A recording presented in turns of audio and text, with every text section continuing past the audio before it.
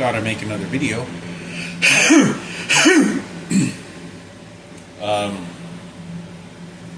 About a few topics.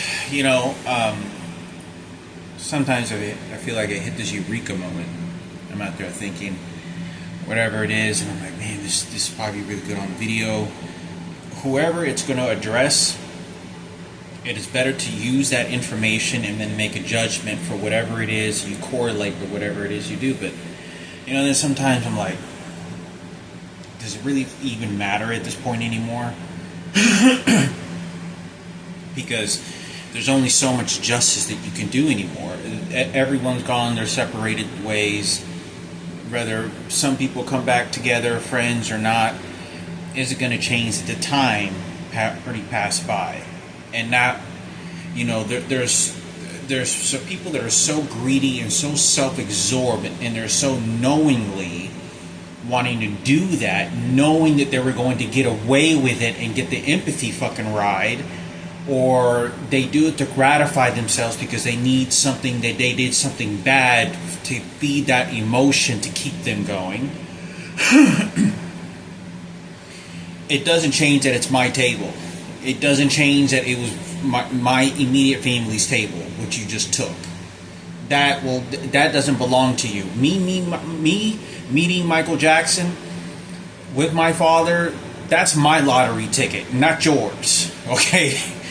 And I didn't get anything of it. And for you to then manipulate that, if I got fucking raped, why am I going to give you the fucking tickets? If Frankie gets raped, well, I'm not taking it away from him. If I'm in there in this fucking circle, what the fuck am I going to give any? Because this is how you have to be the master of the intelligence of what the fuck is going on early.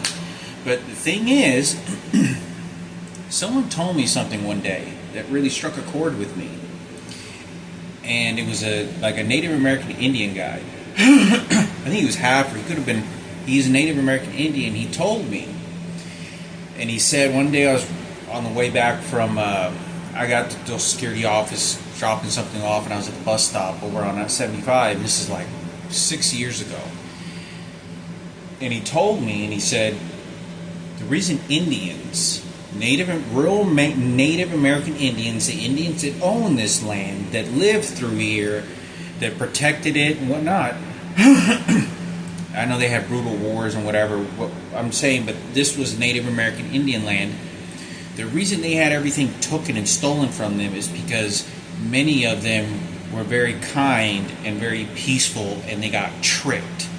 And they said, come over here, bam, and then killed their whole generations and family, and that's how they got wiped out. Because they were too trusting toward people. They got tricked a lot. And that was a big problem. And he said something about that, and he told me this. He says because they got tricked, that's why. But he was telling me the reason they got you is because they fucking tricked you. That's why there was people in that circle, Ken Cooper, Kenneth, Sarah, whatever it is that George Bush is going to point out and not point out. Whoever it was left this cousin over here I never met, but maybe once or twice. So this person I never even met. Gary Gwynn is, Mike Stamp, whatever the fuck it is. Is it going to sort of let me know it's because you got tricked and they did this to you? You're not in the circumstances that you're in entirely because you put yourself there. Sometimes you're in the circumstances that you're in because someone else put you there. And it was the same way that somebody does something violent to you, the way that somebody does something violent to your mind, the way that somebody does something violent or misdirecting with the intention that you hurt yourself so that you go down a path. But it was very directed in that manifestation when they did it, because you won't remember when it's over with.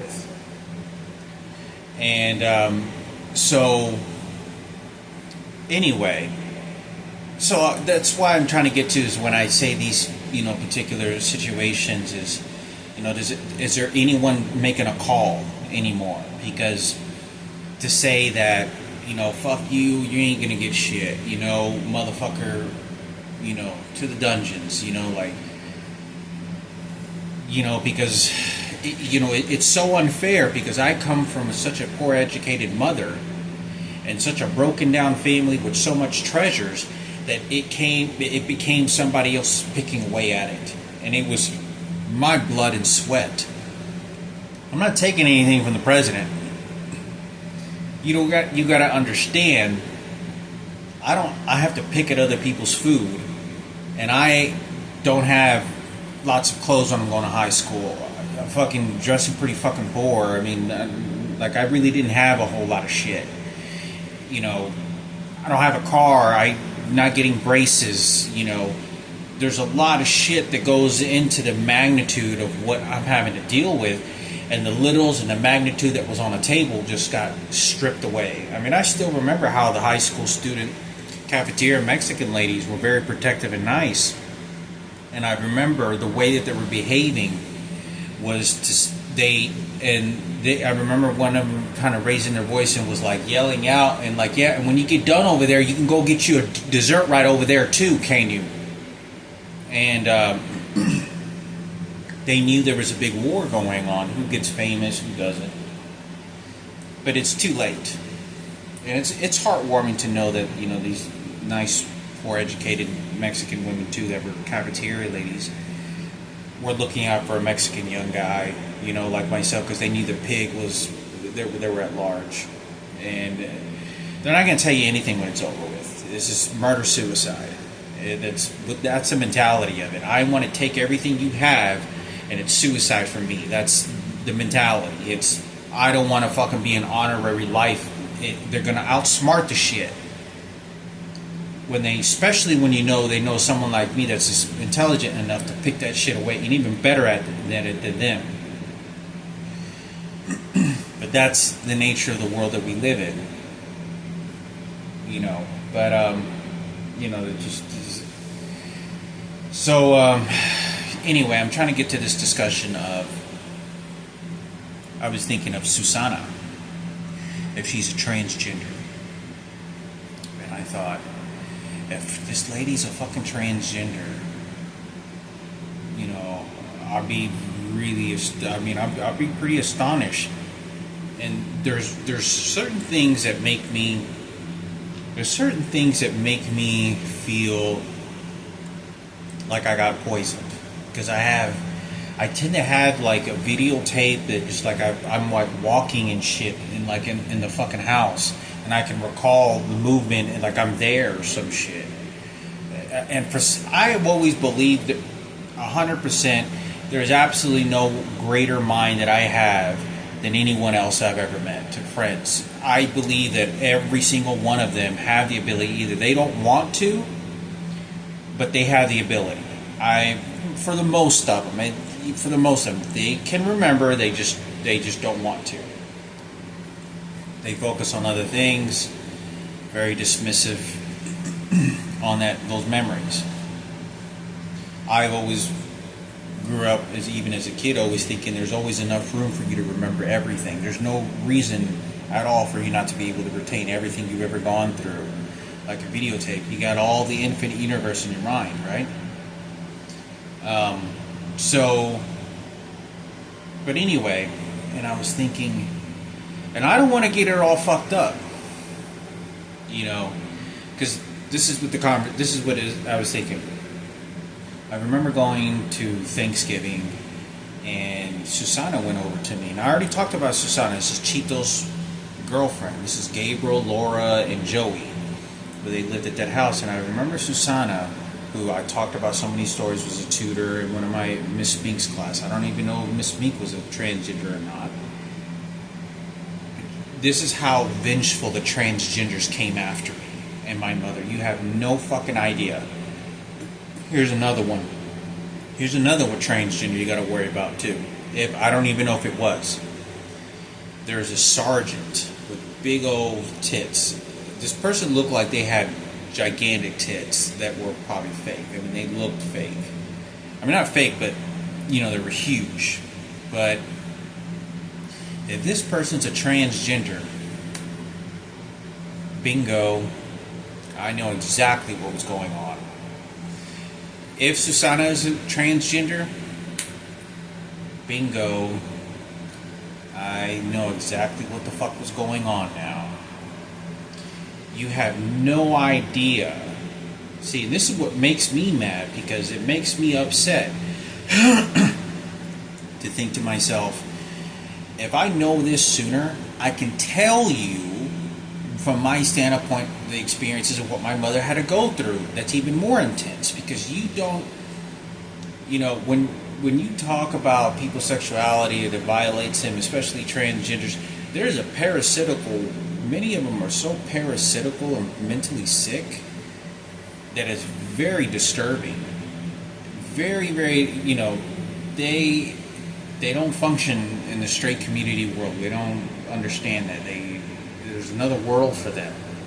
The entertainment business and what they feed off of, and what, this whole generation of changing, it doesn't going to change the fact that Michael Jackson is on that fucking table and who's getting ass fucked, and my mother, and then manipulation, and the president fucking my mother, and raping her, slapping her around like a stupid bitch. That's all it is.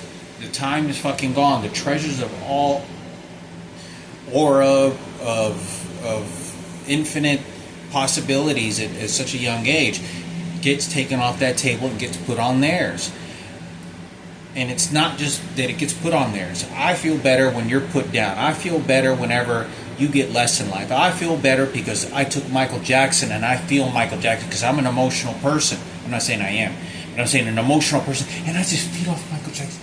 I just feed off, and this person just say this human being is created just to feed off because they're gay and they're transgender and they're just gay, and they live their life that way. But it's the mentality to take that shit away from you. It's very sick. And they do it that way. It's down the fucking rat hole. It's all the way down the fucking rat hole. I mean, it's very disturbing, because you have to protect yourself and you have to protect these important values, because they don't give a fuck or know the history of it. The black movement, this racist over here, it's mascot for the police department, but feel sorry, but there's a new generation, but that's just life, you got a kid, but that's just life again, but you got another kid over there, that's just life again, and it's so fucked up. And but I'm thinking to myself, like, I was at Thanksgiving, I'm walking in this kitchen, she comes over to me and she says, I keep talking to your mom, but she seems like she doesn't understand or something, I don't know. And my mother did not seem at all, she was just being herself. I really honestly believe that, because I was watching her and I knew how she kind of, trying to make, how women want to make a real festive Thanksgiving, a real festive Christmas. And I still remember how my mother was like sort of plushing over, wearing a Christmas sweater, and she was just so happy, like, to make food for the entire family. And she was like, she got to put a table on in our living room, with mashed potatoes and, stovetop or stuffing, and she's, making all this, and she's just like, just so happy, like making all, like, getting decorative, right? And she kind of had that a little bit, but not as much, because I could tell that she not nearly as much, because we were in somebody else's house. This is on the north side, Carrollton, Texas. In Carrollton. And I remember, I believe that, in fact, I very strongly believe that Chito and Susana were both selling cocaine. They were selling large amounts of drugs. Something like, because I remember saying the smell of gasoline was very, very powerful. Like, it was, and there was no gasoline spilt. And I remember, I don't know what it was. I don't know if I ate something, And this is what confuses me about this is it could have just been an off day, and I was somewhere in the kitchen, and I felt sort of an like orange and green and purple, kind of like whenever I had plastic anemia, like I was getting dilated, or like I just took a heavy narcotic drug that got into my bloodstream very quickly. And I didn't really find Susanna as a threat, but you don't understand, like, when my mother is tolerating the abuse of no one being protective. Now people tell her, okay, you do this is going to protect you, this is going to help you, yada yada. Is it going to change the fact that that isn't in existence but me or Frankie? And what's happening to Frankie? Oh, but can Sarah and Kara can at 97 on the beat, cool. I feel sorry for me next, but I fuck you and your life and your time. And that token from Michael Jackson, it can show up at any given time. Remember, because life is so precious like that, huh? This one got burned alive, and this one doesn't get shit because it's paralyzed, and then this one, it's a sympathy party because you got to make American flag out of it. Political powers, and it's very nasty. It's very upsetting, because do I think that Susanna could have poisoned or done something? Yeah, I think part of me says it's possible.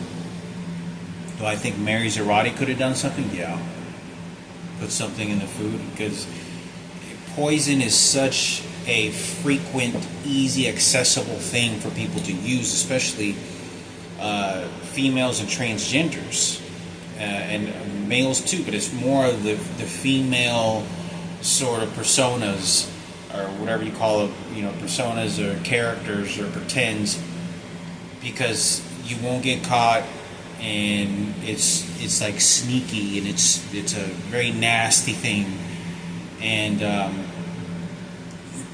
and I say this because I think it's important. I think it's important for me to talk about, because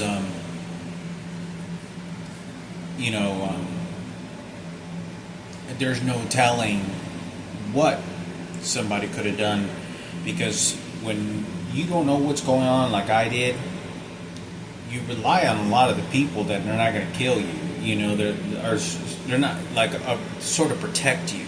Like, for an example, I'm in Carrollton, I'm 16 years old, I'm doing cocaine. I'm doing cocaine with Jesse and Robert Zarate. For any publicity, I'm 18 years old doing cocaine with Michael Rossiter, 17 years old. If there is drugs to be put, and someone who's sober, who doesn't do drugs, and know that's where the poison's going, all you got to do is contact the people that do make the drugs. How it shuffles down, put the drug on that table, put an acetic acid that deteriorates your face, your lungs, cyanide, just a little bit. Go and give them that poison, because when you find out and you did that dope, it wasn't because of the dope you did, it was because these motherfuckers over here are the ones that did that to you. And you're never going to track them down. Because there's so much drama, and there's so many fucking things that are going on all over the fucking place. Your mind is so preoccupied, you will never fucking... And that's what they did. Oh, Michael Jackson right there? Fuck him. Oh, right there? We gotta prevent it, remember? Being a gay and a secret man and with kids, I put my sperm in these women, and we're a straight family. And they're really not. You will never... They live their life down the rat hole that way. To invade that type of sexuality to them is fucking, fuck. Let his kid get fucked in the ass. I don't give a fuck. And then everyone else covers that up. So it becomes very challenging, because me having a conversation says, well, I can put these tables, because this whole generation of what I think about these experiences and awful things that my mother had to go through. Yeah, your money paid off real fucking well. Your money paid off so fucking well to my mother that I really didn't get. I didn't get favored out of it. She just needed to survive. That's all it fucking was. Because the people that built the fucking house with their hands and the people that spent the money, they're ones that were coming after me and saying, there you go, stupid. Oh, it was just, don't know where to go. You see, that's a better choice. Doesn't change the fact what's really happening and what I'm having to deal with. As I'm just a working mule. I'm just a fucking donkey. I become that shit. There's no Christmases. There's none of that shit. We're not over there with the Cooper's family having special Christmases. And then I'm going to my job site. It's just years later. Then I go start working. I become an adult. They attack me at my job sites. You ain't gonna know none of it. They know all about all that shit that's going on. I don't know anything that's happening. But I think it's important for me to talk about because I do hope, I'd like to think that it does matter. But, so much of this time, it's like at this point, 42 years old almost.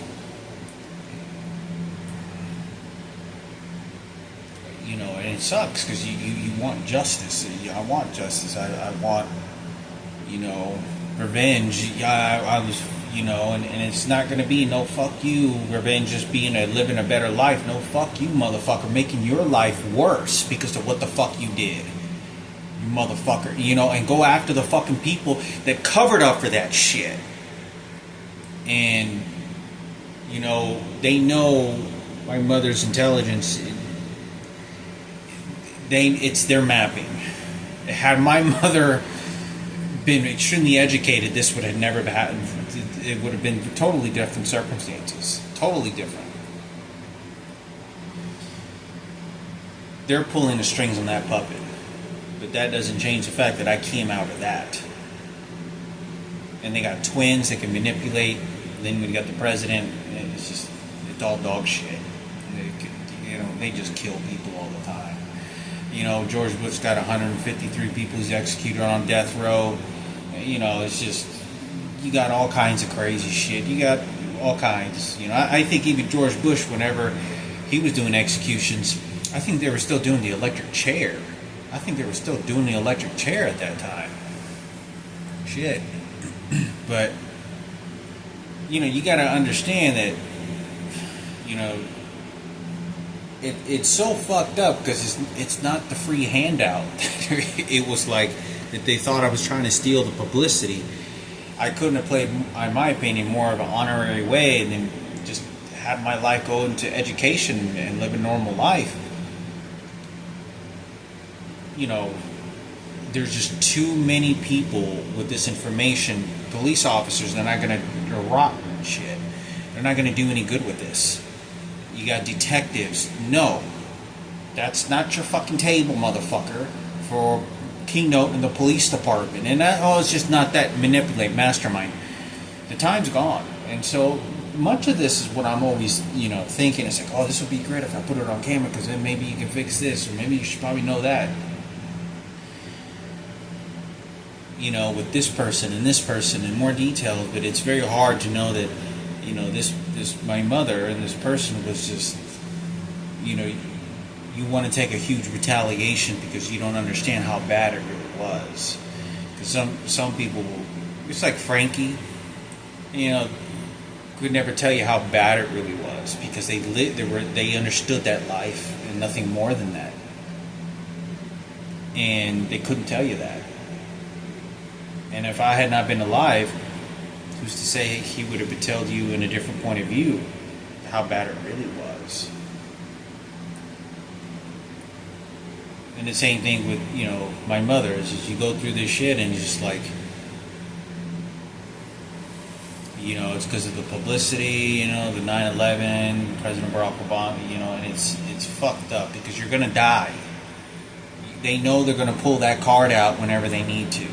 Time goes on, you'll find people to do the killings. Just like Patricia came at me and they went after my family and they went and did this and this shit, did that, and send this transgender over here. No, motherfucker, my mom's straight, motherfucker. She's not a transgender. She actually makes babies out of her vagina, and she's not a fucking vending machine, motherfucker. They came and they stole the fucking baby. She didn't just want to give that shit up. Oh, it's just because she just bullshit. Oh, it's just the investment over there for transgender Barack Obama, George Bush's mother's a transgender, transgender. You can't have debate and argument with me. It's just fucking throw the towel and that's it. Like it sucks. It's such an awful thing. I recently was looking at my mother. I noticed my mother seems to be going bald, and I don't know. She had it kind of looked like she had fake hair. It looked like she had possible fake hair, making it look like it was more full. And like my mother was decaying, and I know it's for her twin, but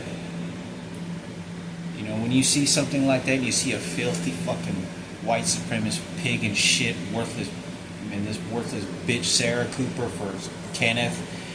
You could, these people have so much money in abundance, and they're always going to find an excuse. And instead of just shutting the fucking, throwing them, let them rot in jail. You die and you rot in there, you worthless piece of shit, and in front of shame, so that you live the idea that God is not there no more for you.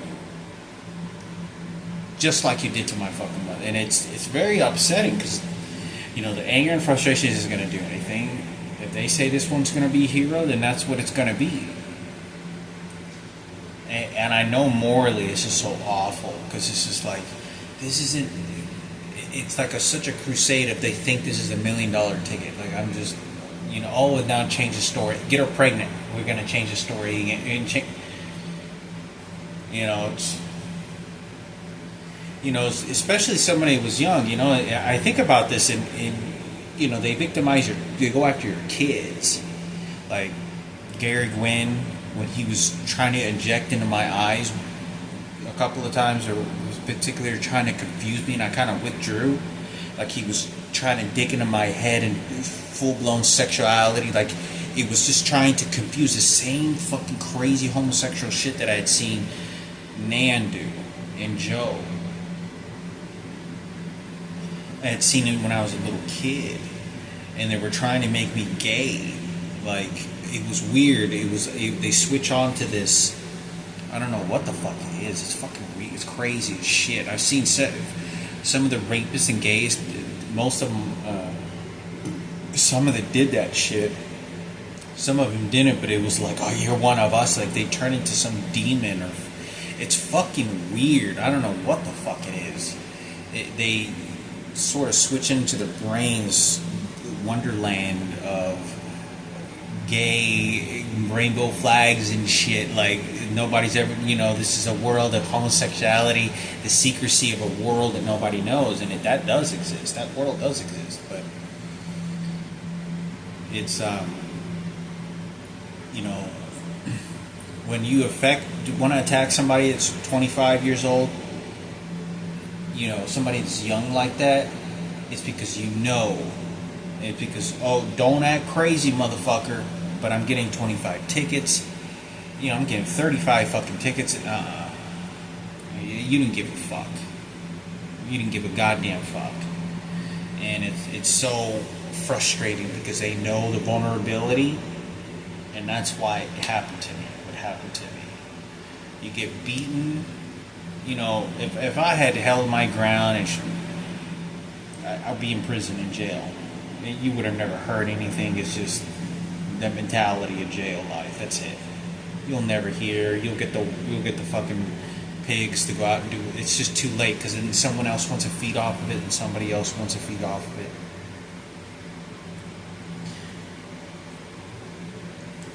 Anyway, so changing to a little bit of a different story. I think it's important for me to talk about this, because I think it's important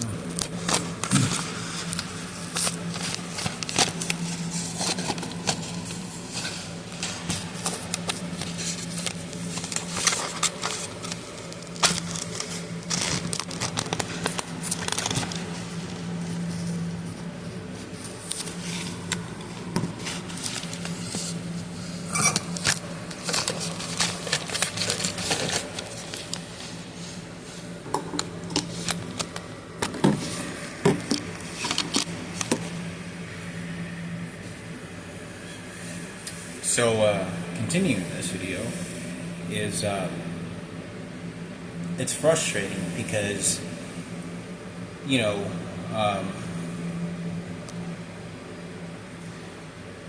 it's, you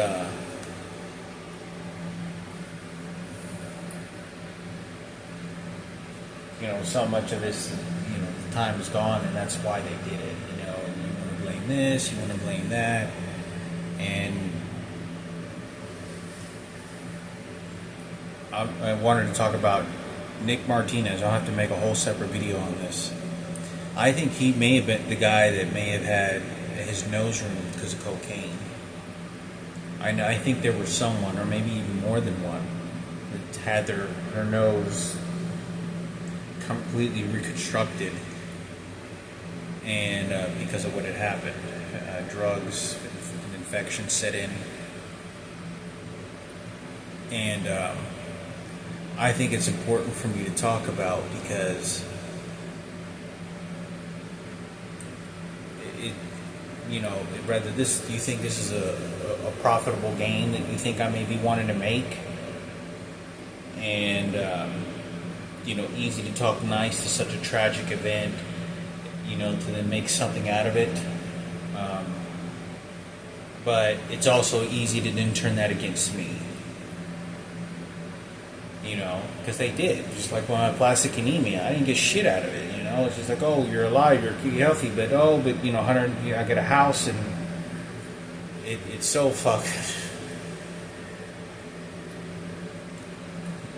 But I don't know. I think that, in my opinion, when I used, because I had done cocaine with him at probably, I don't know,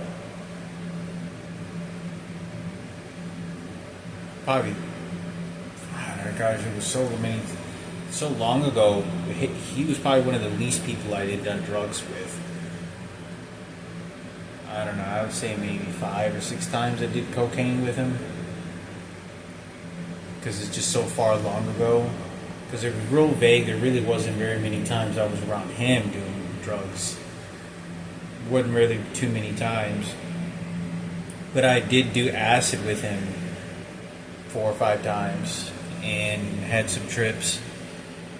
And Nick Martinez, who lived next door to Jesse, he was a someone that he wasn't an extremely attractive looking guy, and his skin was dark and very unshaded dark, and he was like blubbery fat, and he was like blubbery, like didn't look like it had very much muscle to it, like he was just jelly kind of fat, but cool to hang around with and dangerous. Like when you had him and we went to go buy drugs with other dangerous people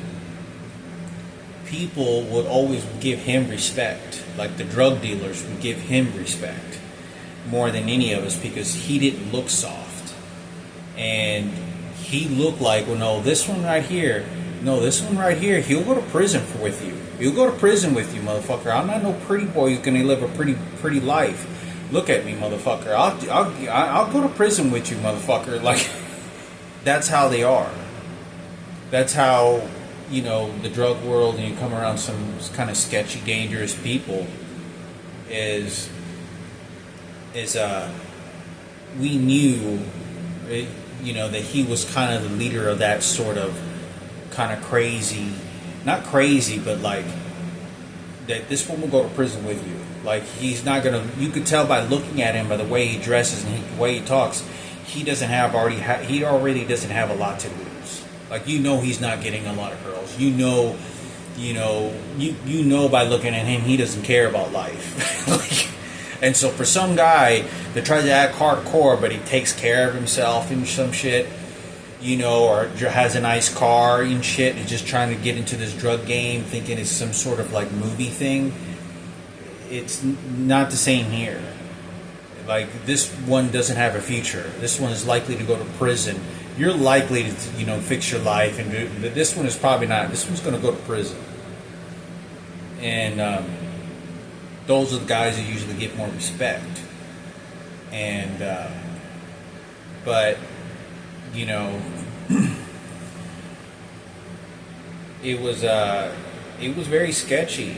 It was sketchy, you know, because I was around Jesse, and I don't know what the sort of secretive talks were with this situation and everything that was going on. You know, there's no telling. It still terrifies me that if any of this fame TV shit was going on within, how terrifying it is. Because you don't understand. I'm getting thrown into a pit of snakes. And dangerous. Like, you know, I spent fucking 15 fucking years. I would not put anything in that fridge. I would not put a fucking sandwich in the fucking refrigerator. I would not put anything in there because I was always scared somebody was going to poison me. That was, to me, I'd have a conversation like with people, like not a conversation like, he goes, yeah, you can go ahead and put your food in the fridge, you know, and it's like, hell no. I was like, man, somebody poisoned me or some crazy shit. Hell no. And to me, it was so normal, but for someone else, you know, some people get really homebody at their job sites. They get really homebody. They feel comfortable. They'll put their big water jug in the fridge, you know, and, you know, it doesn't have a lock on it or nothing, you know. It's just, you know, going in after a break. Just trust anybody who opens the fridge. They all put their food in there. Not me. But, you know, it's... There was something that I knew also that I caught on very well, because when I was around Robert Cerati, I noticed that he felt a lot of compassion toward Nick Martinez. Like he felt very empathetic, felt empathetic for him, genuinely. Like he genuinely felt empathetic. Like and it was something that I could tell, that when you see somebody poor like that, and you see where Robert came from, he was living a little bit better life, because a lot of people didn't, like, I had Nick Martinez for a class. The teacher and the other students wouldn't want to fuck with him. Like, he was like the leftover ugly kid, or like the dark ghetto Mexican kid, just don't worry, fuck him, don't worry about him. He wasn't particularly...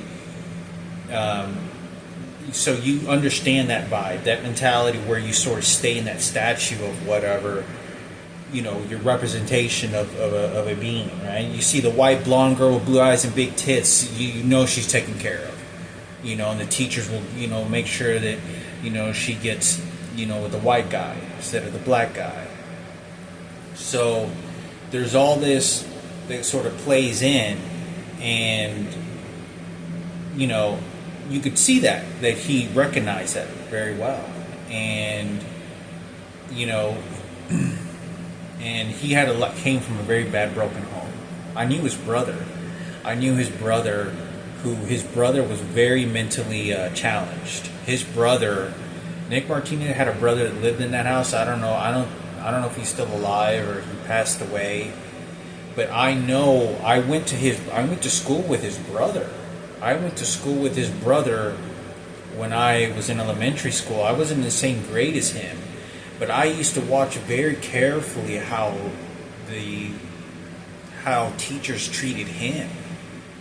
And, you know, he was very, very mentally challenged. I'm talking about, like, he's 15 years old, and I saw him in court one day, Nick Martinez's mother. And she says, so what do you want to be when you grow up? And he goes, I want to be a Dallas Cowboy.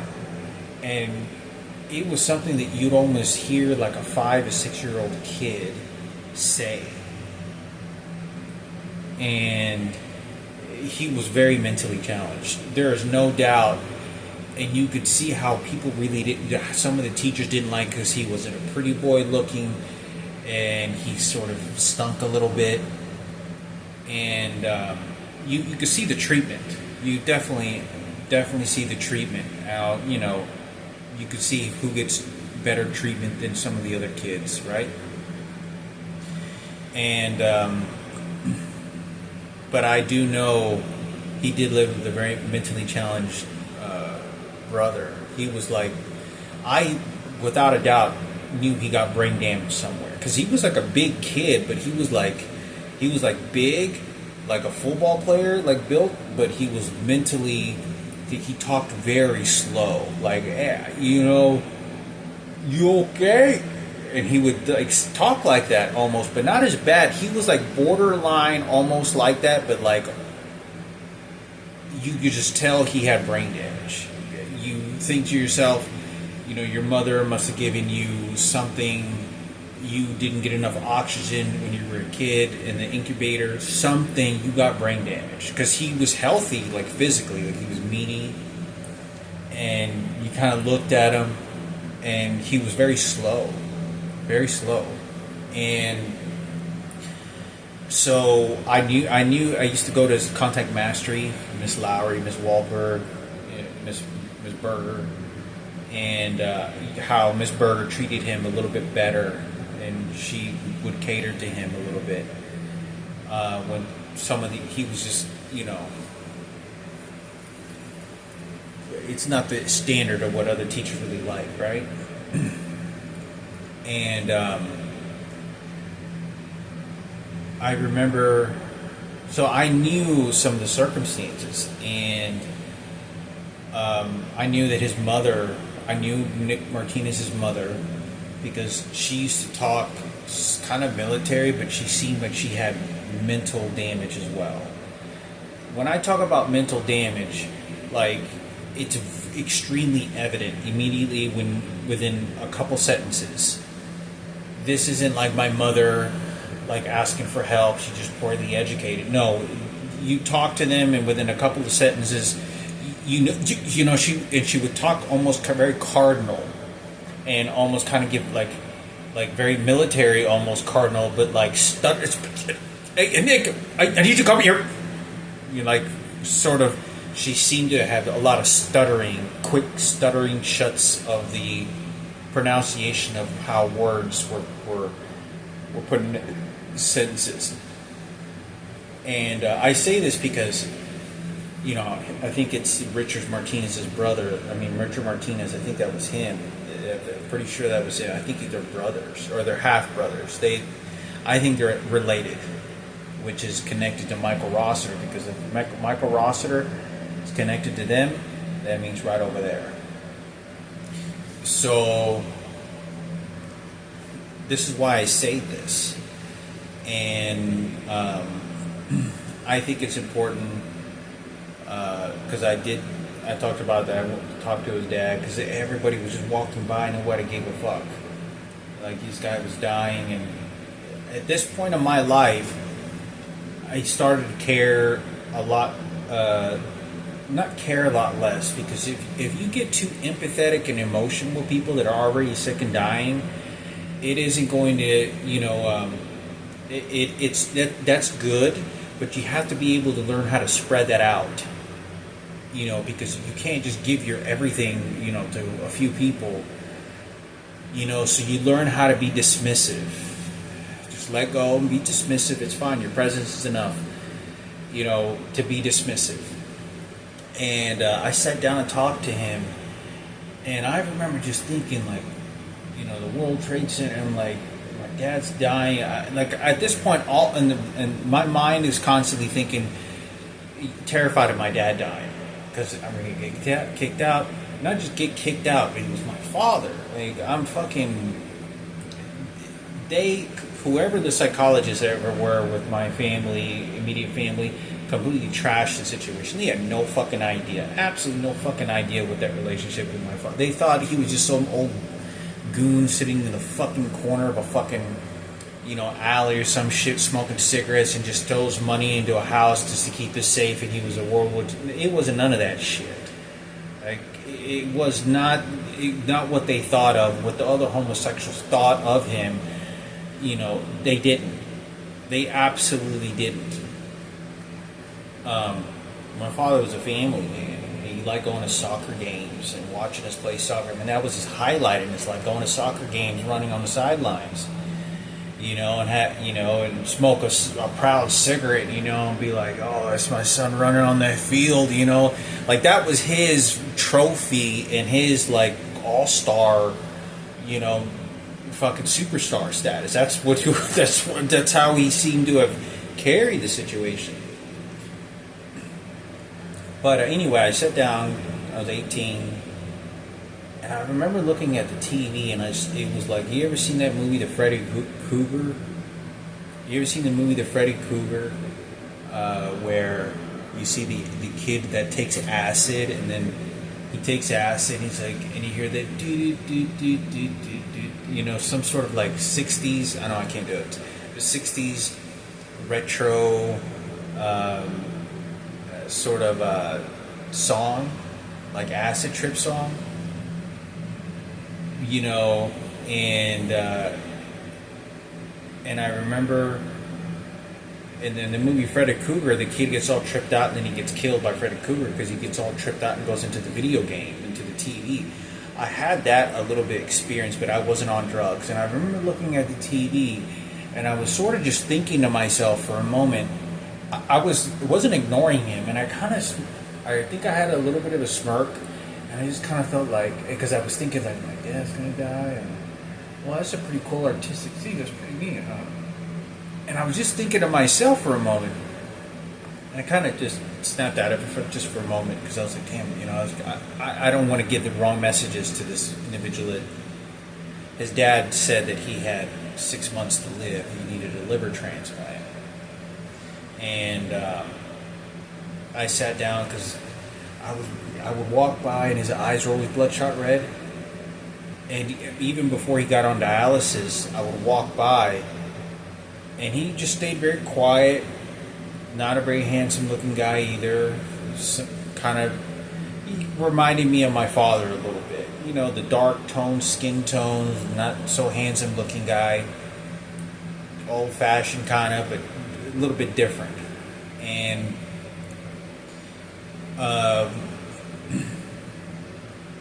would see me just walk by, right? Go to Nick's house, pick up a dime sack. Most of the time we even walk into his house. But when I did, I'd see this old guy sitting there, and then he was, because I didn't walk into his house a whole lot of times. There wasn't a whole lot of times I walked into his house at all.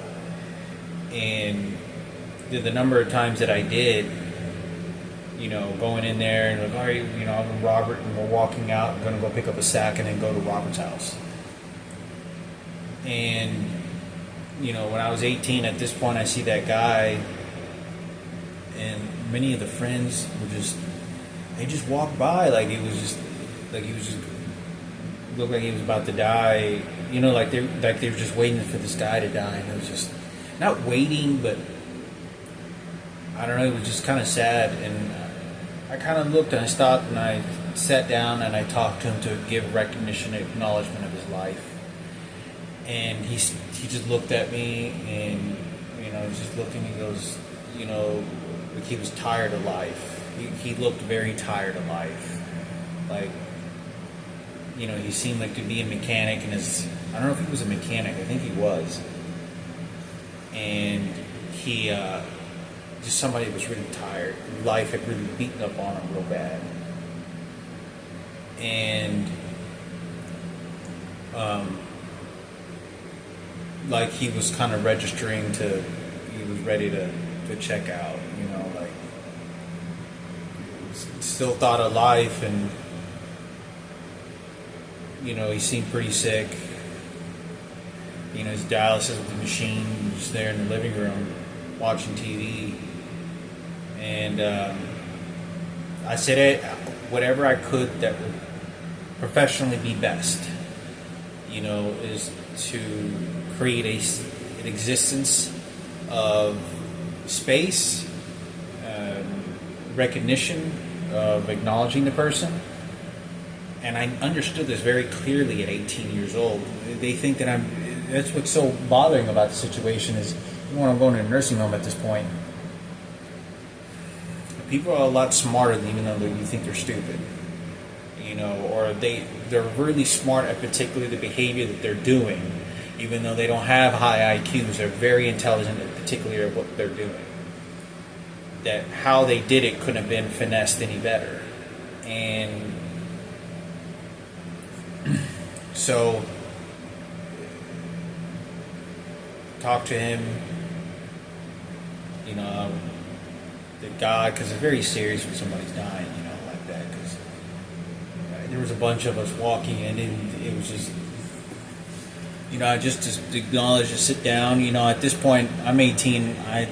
I'm in and out of a nursing home, so it was probably more comfortable, easier for me. Definitely for most people. I'm not saying that, because it was more. I was around that environment so much, and so.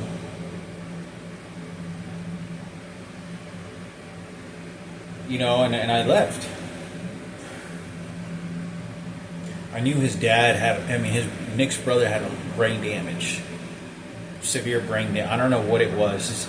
I had talked to him several times. He used to always wear a Dallas Cowboys shirt. Like, Dallas Cowboys was a big thing for him. But, we all knew it. Like, he was just, like, really slow. Like, he talked really, really slow. Like, he was... Like, oh, really? Oh, what's up, bro? And so he would have sort of these slow drag conversations and didn't seem to be able to calculate. And he'd kind of look at you like you could tell that he was there and acknowledging, aware, but he seemed like he had some brain damage. That I don't believe that he was born that way. That's my opinion of it. I don't think because he seemed bulky and healthy, like full set of hair. I don't think necessarily that he was born that way. He could have. I think it had something with either he drank a poison, he didn't get enough oxygen in the baby crib, something. I think that could have caused that. I don't think he was just born that way. Like he could have. But I'm not saying I'm not the professional, but to diagnose that. So he came from a very bad, broken home, and if it's him that had his nose removed, that's a very difficult, on anything of any measurement that you can even explain to any human being. I just know that it continued with people saying not very good things. Like when I went to eat when I was 27 years old, at working for the federal government, and Rodrigo, Alicia, Mary, and Christina, and Jesse's brother was there, and me, Casey, and Daniel were all at the dinner table, all eating. Christina said that Nick had just gotten out of prison, and he was still doing the same thing what he was doing before, selling dope. And I don't think that was the case. I think Christina was threatening Alicia. That's what my opinion is, because they're transgenders. They don't understand. They're fucking disgusting and mean as fuck. I can conversate, and I understand, but it's hard to get into a conversation and be defensive with some of how disgusting, parasitical some of them are. Because they did it to me. And, my heart goes out to straight females. It's just,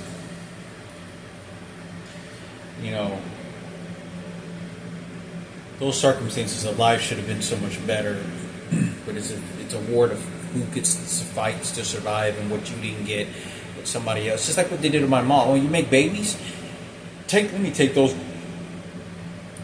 fucking kids away from you. You see, I'm a female transgender, and then they'll just do that shit for 30 fucking years.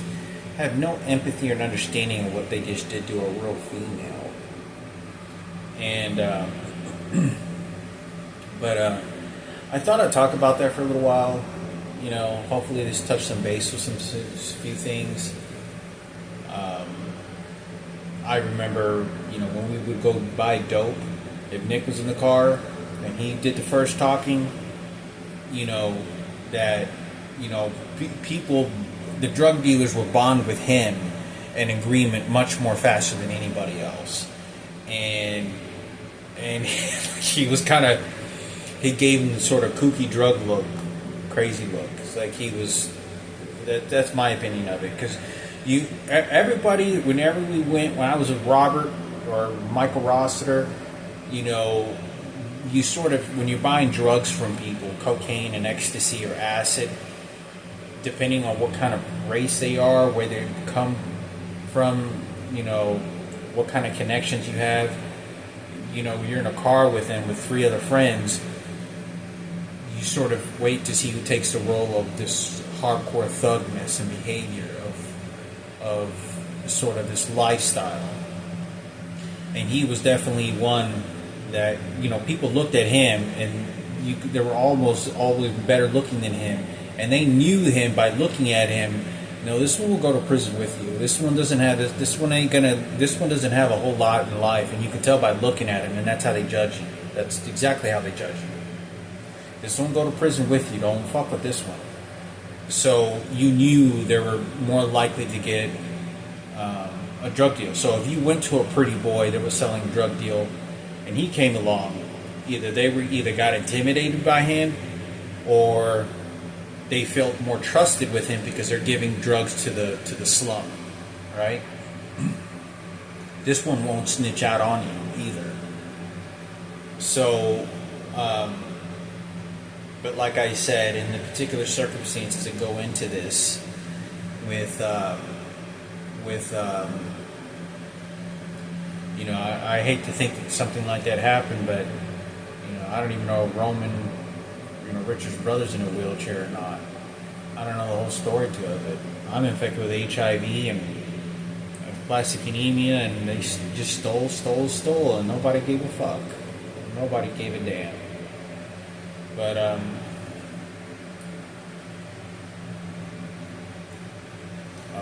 I thought it was important for me to talk about, because I know Robert Zarate felt very empathetic. That is something, because when I talked about it, when he mentioned Nick, like after it took a couple of years, after a couple of years of hanging out with, you know, us off and on, I was like 13, 14 years old. It took a couple of years, and he started to feel really empathetic for Nick. Like something had happened, and it was right around the time when I was told that when Jacob, who's a boxer now, that Robert had told him, or someone had conversated, that the family is so mentally ill that the dog died and they ate the dog. They had a dog and they ate the fucking dog. That's what I was told. They ate the fucking dog. And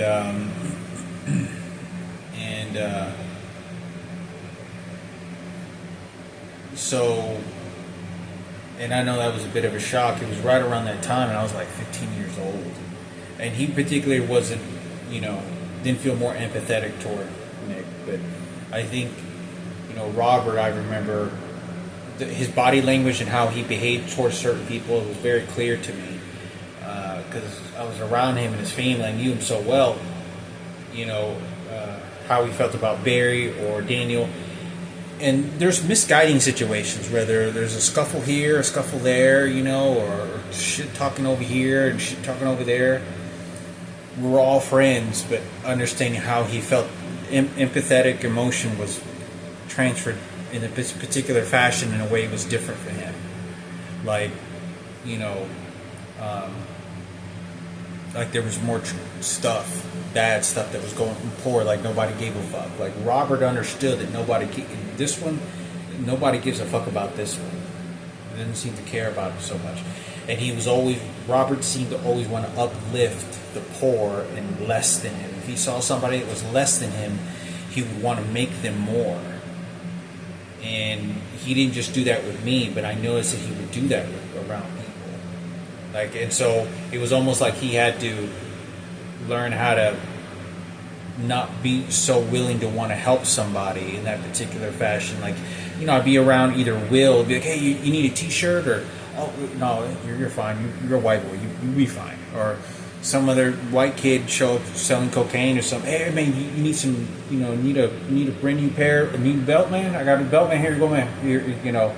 And so he'd look at you to see if whether you're accepting or not, to see how, no, I don't want your leftover shit, or I don't want anything from. So there's a sort of this communication that you have toward one another of people that you interact with, right? of this sort of bond that is that you would because a lot of people aren't like that. Very few existence are not, and so I knew that. I knew right off the bat, and I knew that he had meaning to it. He had good meaning. Something had happened that he felt really empathetic for, and he knew a lot of people didn't care about him. He knew that. But I think it's important for me to talk about because, obviously, I don't even know if they're related to. I'm pretty sure they're positive because that was her that showed up. Michael Rossiter's ex-wife or whatever wife saw him at that house. I had no fucking idea up until recently. I talked about this like 5 years ago, I think. 6 years ago, and I had no idea. But I didn't know that Michael's wife was a transgender either. And that means that Mary was a transgender.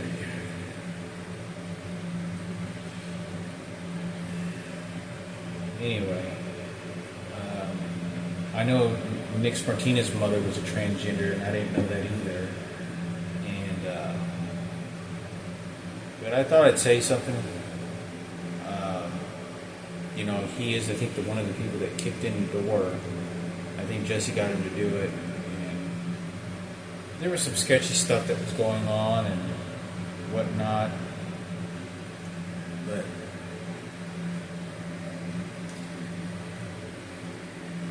it's such an awful situation I can't even describe. You get an old man that spent a whole life trying to give something, and it just came and took everything. They gave him you got a problem over there now. Let's just transfer the money over there. Whoever it was didn't give me. Whoever it was didn't fucking allow me to build a lot of wealth very young and do the things that I wanted. They weren't going to let, and they weren't. My own house instead of living in an apartment. No, not an apartment, a house. But that's the way it goes. Thought I'd make a video. Hopefully this resonates. Because that is, I think that it was Richard Martinez. But, like I said, how much of this conversation that I've had this entire video, how much of any does it even does anyone say, oh, we found this out, or we found this? This is probably, we shouldn't give this guy this because this is what we just found out from Hector, because he has to be telling us the truth, because now this makes validity about what this other guy says. So he's telling the truth. So now we got to close the doors on this guy because this motherfucker over here, oh no, let's feel sorry for Keno, 97 on the beat, little Junior Kenneth. He has to honor his dad's name. So anyway, thought I'd make a video, think of what you want of it. Much of this time, and gosh, like I couldn't repeat this enough. If Susanna is a transgender, holy shit, fucking war. If Miss Mink was a transgender, fucking war. Let me tell you something, and this is another one that's so I'm questioning a lot. Find out if that blonde bleach haired lady that was at that boot camp, CCD, was a transgender, and I think it could have been. Because if it was, bingo. All homosexuals over there, sergeants and all this other shit, is to go after me. You have no idea that what they're doing is they're making it look like my mother doesn't know what the fuck and just waiting to get. And that they did. They successfully waited until I got 18 and out the house. They made whatever judgments they want. They think they knew the story. I don't need to do any labor for shit.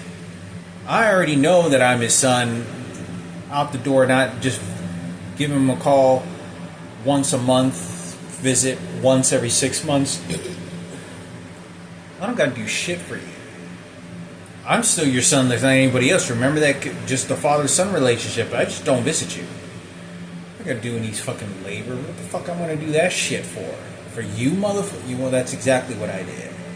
They changed the story, and it's so depriving because my mother's this lack of intelligence and the lack of understanding, and just going through this. She is the perfect working mule for them, and for all them, and for the political movement. Oh, stupid, because it's literally, a bag of diamonds being thrown on a table to me from her, and she doesn't. It's very difficult. They want to feel sorry for the next step. They know what they're fucking doing when they burn you to the fucking ground. Death is not a pretty thing. It's a process, and it's very nasty, and it's scary. It's not. We all are built to avoid that, but it is chipping away of things that she doesn't understand. She doesn't. And it's so pig infested when you go after somebody so smaller than you, so innocent. When you decay someone like that has been through so much shit, like god damn you motherfucker. This was a fucking for Barack Obama, for his mommy, Michelle Obama, to fucking give him a Michael Jackson token when I saw this motherfucker here, They completely wipe you away. They don't care. You think they give a goddamn fuck, and they don't.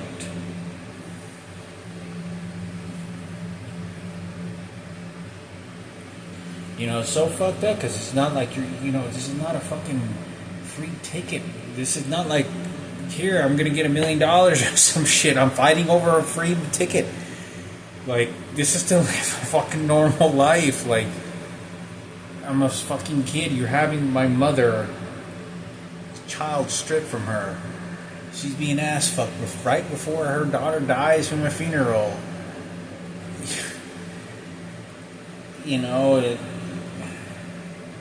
Fucking worthless pieces of shit. It's just, there are some people in life, they live their lives. They're not gonna uncover their secrets. They're not, and they die that way because they had so many other people protecting them.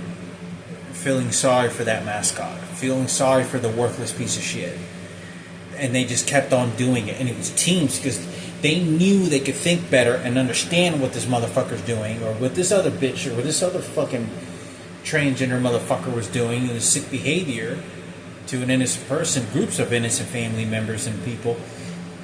This is no honorary anything. It's so fucking disgusting. They understand that, but they don't give a fuck. They use a favoritism. Oh, you're white, I'm white. Oh, you're Mexican. Yeah, it's just, oh, you're gay. But this is the big one. You're gay. Oh, gay. Fellow member? Gay. Yeah, gay. Empathy. Gay. Oh, you're white. Blonde hair. Yeah. It's so fucked up. It's like, it's they know they could just throw the fucking money on there, and it's very easily, fucking easy. What the fuck do you think's on this table? Michael Jackson, all this other shit. What the fuck? It's all clear. Especially going after somebody that's very young and shit like that. 25 years old. I don't think so, motherfucker. 21. I'm a cancer patient. Fuck you. I know exactly. They're after me. They put you out of business between your fucking legs. The same way the concept of, if you don't have white people fuck other white people, you're not going to have any white people left. They'll put you out of business. And that's why they don't like blacks going toward white, blonde, blue-eyed, because it knocks the hell out of your race out. You ain't black. You're not white. You're black. We all understand that. The same things, skin tones for us as well, but not as bad. So they'll put you out of business there, between your legs. You know, so I think it's important for me to say something about this because, you know, hopefully this resonates. I've been making this video for a while, so think of what you want of it, but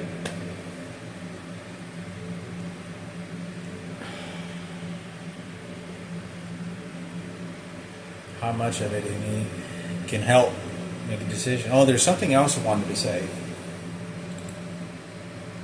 about David. And David said this in front of Eric several times, and he said this when I was in the car, like once or twice with him. But he repeated this, and you could tell there's a huge paranoia about it when he said it. He said that there was some sort of David, when I talk about David Bird, or David, who was Ball David. He went to jail for like 6 months, and I know he was going to Mexico making drug deals and shit. He took Eric along with him. Eric told me he was scared as a motherfucker. And David used to dress like a cholo, like a hardcore cholo, like you know, like a gangbanger, old school Nikes, and you know, straight up cholo. And he's very rooted in Mexican. He used to hang around Susie a lot, Susie Kelly, and I recall him being in Eric's room saying that something had happened where Child Protective Services got involved, and one of the little kids said something about him that wasn't good, and it almost seems like he had a guilt, or he had a sense of, I better say something now, because if it gets out of hand, you know, they're going to think I'm a child molester, or they think I touched the little kid or some shit. So I think it's important for me to say, because being in the public eye, and I hadn't talked to him in a long time, and I talked to him whenever he was like 8 years ago is the last time I think I talked to him, 7 or 8 years ago. I was living in a hotel, and but he said that nobody really thought, but he said some kid, or he said, I don't know what they said. They said something that they didn't say it right, or they made it look like he had done something to want to touch the little kids or something, or some shit. I don't know what the story was. I really don't know very much anything, but as he had said that, kind of looking away, looking at the TV and talking to Eric, he said, I don't know what. One of my cousins said something stupid to like one of the Child Protective Services or something, like, so they don't want me at the house. I don't know, one of my little kids just said something, so I don't know what the story to that ever was. But I think it's important for me to say something because, you know, think of what you want of it, so. Anyway, I'll probably make some more videos, more conversations about Nick Martinez and what goes on with this. I don't even know if any of this shit counts. You know, I get tired of making these videos. Any of it even fucking matters anymore. That matters, but you know, the time's gone. Like, these are geniuses. They knew what they fucking did.